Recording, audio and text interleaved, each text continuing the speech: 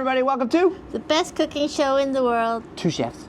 And a knife. And a platter of Chinese barbecue pork. Watch the video and you too can make this. Hi. Blue steel. We're looking toy. Okay, hey everybody, welcome to the best cooking show in the world. 2 chefs. And a knife. Today I'm going to attempt to make one of my father's favorite dishes, Chinese barbecue pork, or casserole. It's very sweet, sticky. Yeah, it's So I like it. delicious. Yeah. So I like it. No other way. For Chinese barbecue pork, you want to use a pork shoulder. This is a very easy recipe. I don't understand why I never made it before. I got this recipe from some guy on TikTok, so link will be in the description. For this recipe, I have quite a bit of pork shoulder. That's about, I don't know, 5 pounds here. Cut into about, what, 1 inch thick slices? Yeah, I don't know. This is, sure. Sure. The recipe will be in the description for a smaller amount of pork. Okay. So I got brown sugar here. I'm gonna put a lot.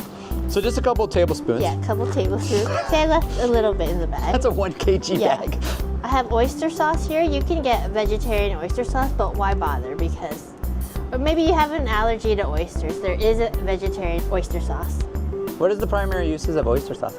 Oyster sauce adds saltiness, sweetness, umami, everything. Almost every Chinese recipe calls for oyster sauce. Oh, nice. And then now I have hoisin sauce, so around the equal parts hoisin sauce to oyster sauce. Is that a family-sized bottle of oyster hoisin sauce there?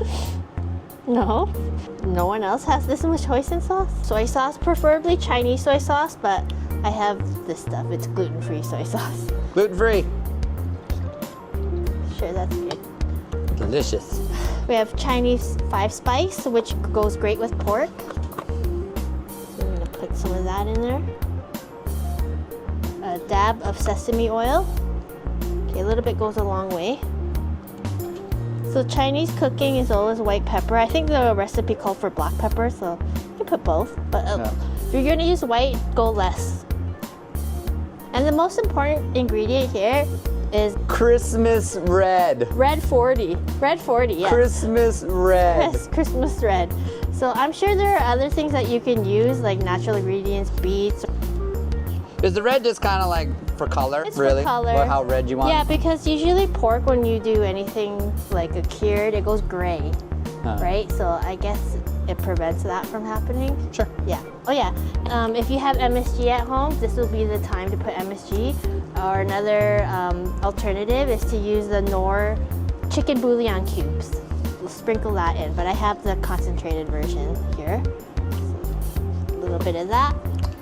That stuff is delicious. Yep. You can see. Oh, you see the red coming out already? I thought the red wouldn't show because everything is like such dark brown, but look at that. You know what? Christmas always comes through. You smell, this smells like Chinese barbecue pork. It does. It looks like every dish in an all-you-can-eat Chinese buffet. Wow. Well, that smells fantastic. It does actually smell like my childhood. Man. If only my dad was alive to see this. So back in the day, like my dad and I would cook, but we don't have the resources. There was no TikTok, no internet. We guessed on a lot of our recipes, and obviously we were a little bit off. But if only we knew how easy this was, it would have saved us so many trips. Going to Chinatown, going to Unlock. Shout out to Unlock. What's Unlock? It's a restaurant on Hastings in Vancouver. It's very old and I grew up there. Does it still exist? It's still there. So we're gonna use half of this to marinate the pork. We'll marinate this overnight. We're gonna reserve half to do our glaze. Do we need to taste? I trust myself. All right, she's winging it. Yeah. So.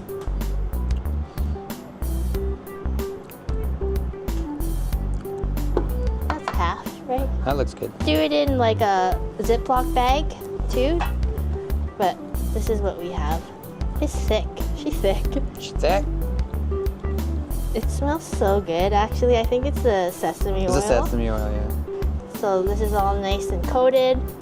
You got it all over your jacket. Oh, I just washed it. Ah. Okay, so you got plastic wrap here. Make sure it touches the pork. All right. Now? Wait. Yep. There you go. Yeah. I was involved in the video now. And we're gonna marinate this Overnight. overnight. after we marinated overnight, so there's two options here. You can either foil each piece individually and then bake it, or you can do it my way where I just got a hotel pan, lined it with some parchment paper, put all my pieces in there. You sealed it with foil. I sealed it with foil. I think the key thing is that you're sealing it, so it keeps the steam in. So I'm covering it in a container with foil, and then I cook that for an hour at 300 degrees Fahrenheit. Correct. And then after that, I took it out of the oven, and then we cooled it down. Yes.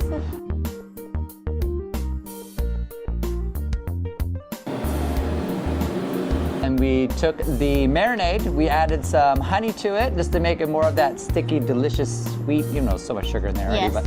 But I think it gives it that better stick and glaze after that extra honey.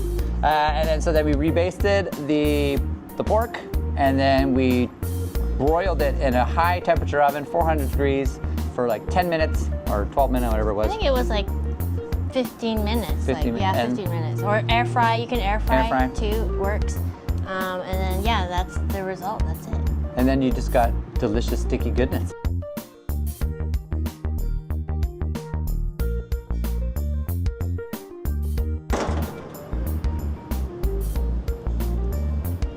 So this is what it looks like out of the oven. So this is the second bake with the glaze. First time making barbecue pork. Char pork. Let's see. Turn it. Can you squeeze?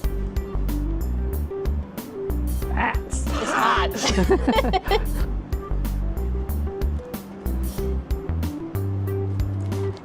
You actually need a cleaver, and you go. Juicy. That is a full platter. Chinese barbecue pork. You see this in Chinatown, hanging in those shops and stuff.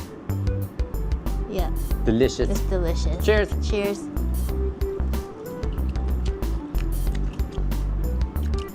It's like we're walking through Chinatown right now. It actually tastes good. Why did you say actually? I don't know. I think we got the flavor profile there. It's good. Yeah. You see. It's well rested. Yes. So. But yes, it is very sticky. It is very delicious. Can't go wrong. The stickiness, the sweetness, plus it stays so juicy and it's fantastic. And it's so easy to make. Yeah. Like, it's really so easy to make. I don't know why we didn't make it when we were younger. Because it's an amazing contrast of textures. Because you got the crispy, crunchy outside that's so sweet with the soft, juicy middle. So